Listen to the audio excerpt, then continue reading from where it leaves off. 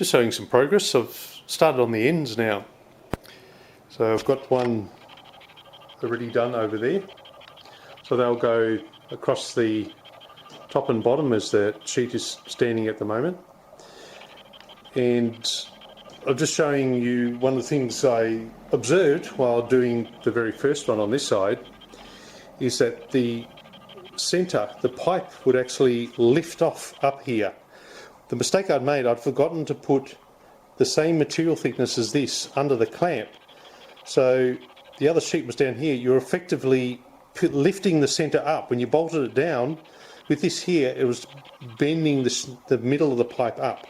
So putting the same thickness spacer under each end already improves things. But as you pull down on here, you can still flex this pipe up. So at the moment, I've got the F clamp under there, so that stops it from lifting up while I'm pulling down on this and then hitting it over with this flipper, or sometimes called a slapper. So I'm hitting over that while keeping tension on here and pulling it over. Now what you have to be careful of is you can run into dinting it if you don't keep an eye on the F clamp. So you get to about this stage here, because you've got pressure down on here while you're doing it, that you don't start putting dents pushing back. When you get to that point, take the F clamp out, and then I've got to be constantly aware of the pressure that I'm putting down here. So I'll put more pressure back this way to hold this down as I'm hitting this slowly over. I'll actually switch to this great big, it's actually an offcut of the new fence for the main post. I'm hitting it with this dirty great big aluminium, 14-pound hammer from New Zealand. There you go, one of the swap meat buys that I've had. So if you do get the lift, and undoubtedly you will, I actually use this mallet as well. I go right along this bottom edge and hitting that, because by stretching along the bottom, it creates, it wants to pull the whole sheet downwards. So anything that gets bent will be longer and more stretch on the outside of the curve than the inside. So I hit along here, my other pipe's still in here, so I can hit directly on this pipe here and cause it to go back down. As you can see, it's come over a long way. Combination of hitting along the edge as well with the flipper and going across the top. So I'll just show you a bit. Show you the effort it takes.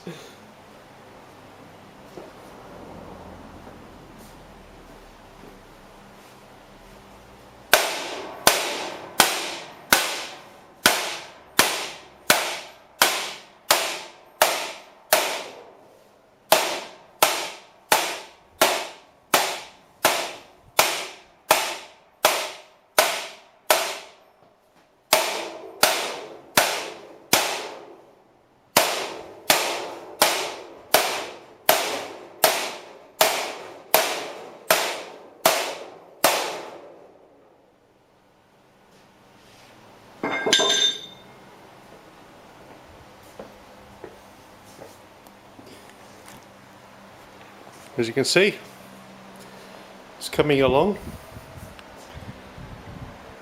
and it's still keeping flat to the bench. So I was always conscious of doing that by using the flipper and then stretching this. It's like I explained before. Progress update. It's been just 2.25 hours and I've got it the add-on piece all welded back on. As you can see, I have not dressed the weld at all, as in grinding it or stretching it out. I'm about to do that. That's what I'll use this hammer and dolly for. I'm using MIG wire. It's the same grade as your TIG filler wire, TIG rods. They're That's 0.9, which is the same as the material thickness, although if I measure it out, it seems to be 1 millimeter. There's no point having a thicker TIG rod than the parent metal, or the metal that you're welding, because why would you want to put more amps trying to melt your filler rod than the parent metal needs to weld itself? So basically it's fusion welded, which means that you heat the two sides of the metal up and they create a pull and weld. And a lot of people just do that, but then you'll always see a trace of it, because it's impossible to have zero fitment up. As soon as you melt something, it's always going to pull probably to the bottom side a little bit as you weld it. So the filler rod is really just there to get rid of, so you can grind it back and not see a weld when you're finished. Well, not much of it anyway. So that's what it's up to so far. I just thought I'd pass that on. I'm also using I think it's a 1 millimeter tungsten to go along with it. So material, filler, tungsten, all the same size. So you can see the distortion here. For some reason that particular spot has pulled down. It was down a little bit, and then as I've welded, it's pulled down more. So that'll have to be stretched a little bit more than the rest of it to bring it back up. And this is actually peaked up a little bit. So I'll knock all that down. Okay, it's taken me just under half an hour of just carefully stretching out the weld all the way along. So you remember it was peaked up for most of the section, and down here it'd gone down the same amount in a trough. So for the trough area, which is where I started, I actually put the dolly across the dip and then laid on my back and hit it up from underneath until this weld here started impacting the bottom of this, and then it stretched it out into shape. You can force the dolly up while hitting it from the bottom, and that's what I do with fine tuning as well. I won't bother hitting from the bottom normally, but when it's something quite excessive as it was, that's why you can't tell when you're looking at somebody hammer dollying exactly what they're doing, because the metal will move in the direction where there's more force. So if I lightly hold the dolly, it will sink it down as I'm hitting it from the top. If I try and equalize the upward pressure with the downward pressure with the hammer, it will just stretch it out and basically remain in place, but you'll be stretching the metal out that way rather than up or down. So when I've got a trough, I'll actually increase the force from the dolly from underneath greater than I'm tapping it from the top, and that will actually raise the metal there, which is exactly the opposite than if I have a light pressure on the dolly and I hit it harder than the pressure from the dolly, and it will go down. So it's a thing that all by feel. You can't see what's happening even if I filmed it. So it's one of those things that you eventually establish. The more you do it, you listen for one, so you know where your dolly is placed in relative to. And a lot of the time here, because this was much wider, where's my dolly? There. Because this is much wider than the peak was sitting up, I would have been hitting and the metal wouldn't have been touching this dolly.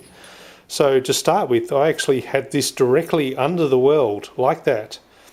And so that way I was stretching the weld straight down on top of this, and with and using more hammer force than I was up force, it was pushing the metal down and out. And then I'll even move it slightly left or right depending on how this has gone down. So if it's still slightly higher on one side of the weld than the other, then I'll put the dolly, either support it on one side and then hammer the other side down, or if I think it needs more stretch, then I'll put it directly under that side. So it's it's not something that's easy to explain, I'm sorry.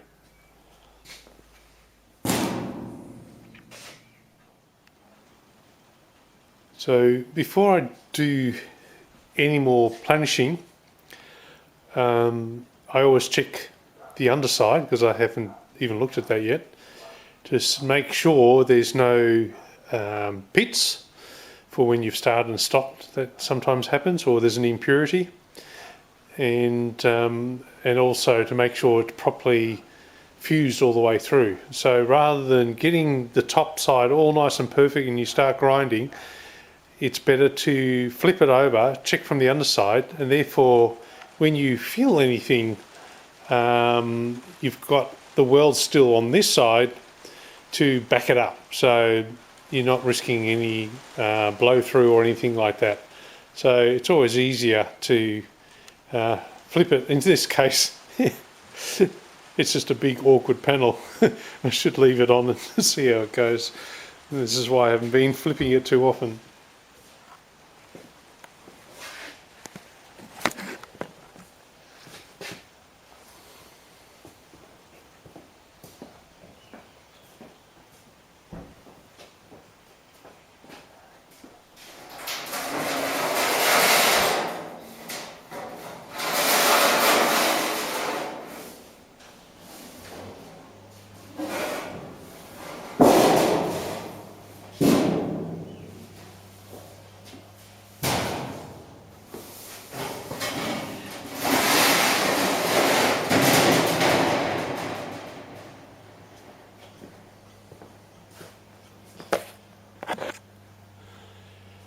And there we go. So I'll go along and carefully check the whole underside, and I'll probably grind this side first, because it makes it easier to planish the top side, which is the most important side, when you've got something flat on the underside. Otherwise you can push something like this slightly higher original tack, you can push it to the top surface when you've got a dolly on this side. So it's easier to go and check, make sure there's no obvious holes before I do any grinding. Then I'll do a grind, check again, then I'll do a sand, and if it's still okay, then I'll flip it back and I'll do the final planishing on the top side. So I dare say it'll be another hour or so. We'll see what happens. The old 1 foot per hour when you're trying to metal finish something is quite accurate. Alright, so the bottom is basically done. I haven't done any final finishing, which I do with the Scotch-Brite or the strip-it disc over the top, because I'll do that right at the end, because there's most likely some heat shrinking needed to be done in places, who knows. But I'll try and get this as best as I can at this point, even though I still have not yet ground the weld on the other side, because what I've been using is that weld, like I was explaining before. If I had a little low spot here, I can bump the weld up into that low spot, and so this becomes flush. So that's the advantage of leaving the weld on that side until the whole underside is done. So now I can put a proper dolly on the underside of this when I'm doing the final finishing on the top side, when I flip it back, and that'll look after that. So yeah, it's coming along all right, and depending on the other side, and if some of the welds that I pushed up are now low on that side, of course I'm going to have to build them up. We'll just have to wait and see when I flip it. But that's for tomorrow. Alright, another hour's passed. They are adding up. So all I've done is ground this side of the weld, one into the other. As far as I can tell, the only low spot is this little dark spot here, where it's got a little bit hot, and there's a couple of little ones next to it. and it's literally sunk through to the other side. But for the rest, it's come up really well. I'm pretty pleased with that. A bit better than the underside, so it hasn't taken as long. I finished basically levelling all this out, as I like to do that before I could take any more off. From here it'll be a final sand once those little spots down the other end have been just tack welded shut. The hardest part of metal work like this, now if you have both good surfaces before it's welded, you know that all the distortion is from the weld shrinking the metal up. So you know that stretching it will come up. But you can still have highs and lows. The hardest part of learning this trade is knowing when do you stop stretching, when do you start doing off dolly, which is neither. It's literally moving a nearby high point, knocking the high point down. That's what I've got this out for. I'll have a low spot. I'll be pushing up hard, about the same force, pushing up on a low spot, and literally right there might be a high spot. And so as I'm pushing this down, it's popping that up. So you're balancing what you're doing. You've got equal pressure pushing up as you are pushing down, and then it will raise. But there's no point trying to raise a spot here when the nearest high spot is down here somewhere. That's not going to work. It's basically, what will I say, a radius about this far out, all the way around, is about the extent of where you can locally raise a spot compared to a high spot. I mean, these are just my observations. Everyone, I'm sure, has different versions of what they can do and what they're capable of. To know when to stop stretching is I keep testing the panel with my fingers, and as soon as it starts to like flutter and doesn't take much effort to move it, you've stretched it too far. And more stretching is only going to make it worse. So what do you do in that stage? Well, if you've got a spot next to it somewhere that you can push it into it, sometimes that will tension that up. But most likely, run a shrinking disc over it, and that will tighten that panel where it's fluttering in that spot back up again there. So I'm just going to do a couple of tacks on those low spots, grind them down. This whole thing was taken off with this was once a 9-inch cut-off wheel, and then I used it in my 5-inch, and now I use it on my die grinder, and I've literally just been going slowly like this, only on the weld. I try, if possible, on about a 45-degree angle. I find that works very well, providing you've raised the metal so that the weld is up. If the weld has been pulled down and you're trying to grind in there, you're going to take out each side. That's why it's important to stretch as soon as you can to make it as level as possible.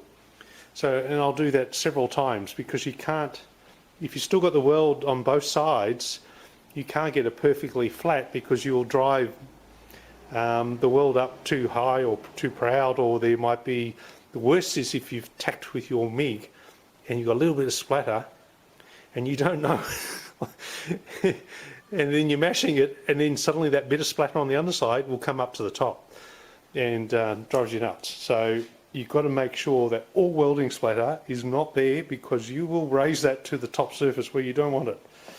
So anyway, enough of my rambling. I don't know how much I'll include of this, but anyway, now you know where the time goes, because now I'm up to 7 hours of work on this. But it's coming up really nice, and I'm really pleased with it. It's definitely been worth the effort. This now means that all the techniques I learnt pulling the first one over, I've now transferred into everything else.